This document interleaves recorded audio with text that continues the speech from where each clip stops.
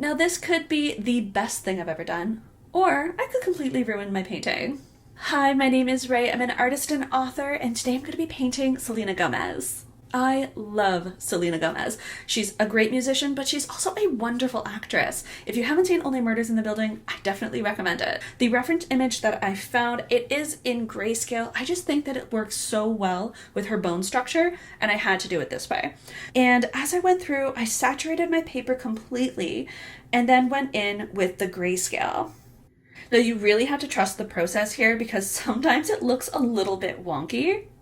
You can see I'm adding in all of the shadows that she's going to need. Her hair is very, very dark, so I did include a lot of the shadows in there. There aren't as many highlights as I would put for somebody who has, say, blonde or red hair. I always find whenever I do layering like this, the eyes always look so weird when you're first putting on that layer of grayscale at the very beginning. So right now it looks a little ridiculous, but trust me, the process is worth it. So coming in to add the shadows around her mouth, getting in the shadows on the sides of her head. Now, this is such a noir piece. When I went in to find different reference images for her, this one just really spoke to me. Whenever you're working with watercolor, you need to make sure that your base layers are completely dry before you move on. If you were to work wet on something that is already in the middle of drying, you're going to end up with this kind of weird little splotchy area, and I want to avoid that as much as possible because I really want to make this look nice and smooth because her skin is practically flawless. Now I do always tend to leave the hands for last, especially because they're pretty detailed and in the foreground. So I am going to be spending a lot more time, especially working on her eyes. To do a lot of detail, you want to make sure that you're adding in the details and the depth in the eye one at a time, but remembering that it is watercolor, so we do need our base layers to dry before moving on. I do highly recommend you start low and then add those extra shadows on top, allowing it a chance to dry so it really pops at the end. When you add the shadows around the nose, I want you to think of something like a triangle where we want to have the shadows really kind of full on the sides and down at the bottom, and really making it kind of pop from the face instead of laying it flat up against the face, because it should be a little bit closer to us. We're going to see more of a highlight. I started watching Selena Gomez's work forever ago. To see how she's grown and how she has developed as an artist and as an actress, you can really tell she has learned a lot. Honestly, I can just say I am a huge fan of her work. Now, things like her highlights in her eyes, a little bit of highlight in her nose and along her lips, I'm going to wait until the very end to add those on. And I really hope that it turns out as well as I'm hoping to, but adding in those extra little bits in the eyes really make them kind of shine, giving them that extra element of realism. So you can see here I've already added in the base layers of where I want to see the darkness of her eyebrows.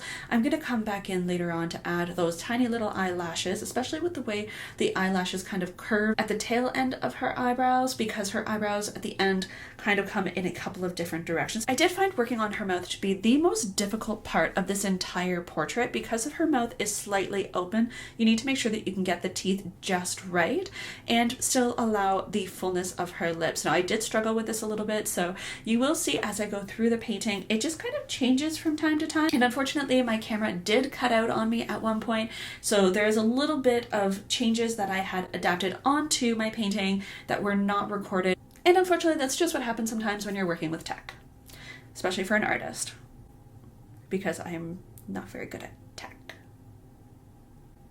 Back to the painting. So just adding in those shadows as I work, keeping the highlights really, really bright. I just need to make sure that the shadows are very, very prevalent. So I do move around the face from side to side, different parts of the eye. Sometimes I move down to the hand. I am literally all over the place because I need to allow the opportunity for different parts of the face and different parts of the hands to dry before I can go back over and reapply some shadows. The shadows are really what gives it the depth here, because when you're working with watercolor, you don't really add highlights in, you just don't paint over those specific areas. Now, if you do happen to be painting a portrait and you accidentally add in some of your shadow onto where you want it to be most highlighted, what you're actually going to do is something called lifting, which is a pretty cool technique. As long as the paper is still wet, if you get a clean brush, make sure that it has clean water on it, you can actually swipe up any excess pigment that you have dropped onto your paper. And it is super, super easy to do. You just gently sweep it up. Make sure that you swipe off on your napkin and then clean off your brush before going back in if you have to lift more of the pigment. But if you don't have to go back in, don't worry about it. Now, I will say that I have been doing watercolor portraits for about a year now. When I first started, they were not very good. They kind of looked like this. Robin Williams was the very first painting that I ever did watercolor of. He's also the first watercolor portrait I ever did.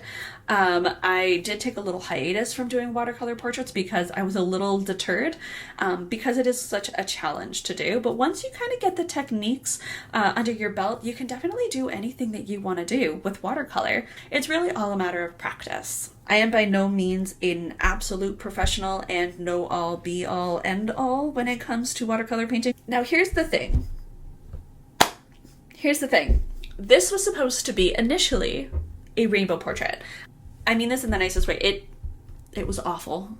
It has nothing to do with Selena because she is gorgeous. It has everything to do with my technique. It just wasn't working for it. So we're gonna destroy it.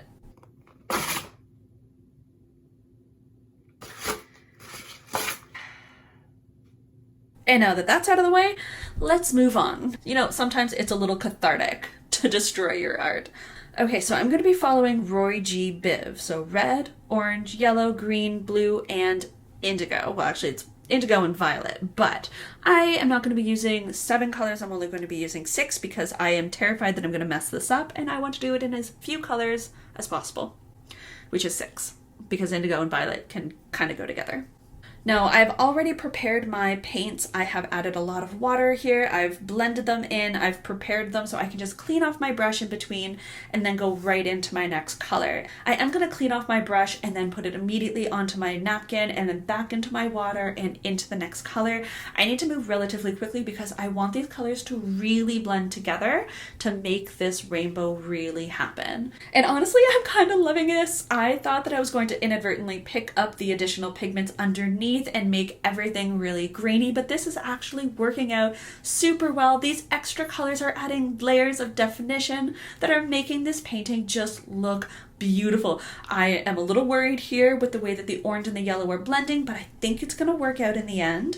And then moving on, her nose looks a little bit like Alphaba, but you know what, that's okay. Moving forward, and the blue and the indigo are just looking absolutely gorgeous. I love that her fingertips got covered. I think that it turned out perfect. I don't know. What do you guys think? Like the way that it turned out? Should I have kept it black and white? What do you think about having the rainbow added into it? All right, so I'm going to show you guys what it looks like.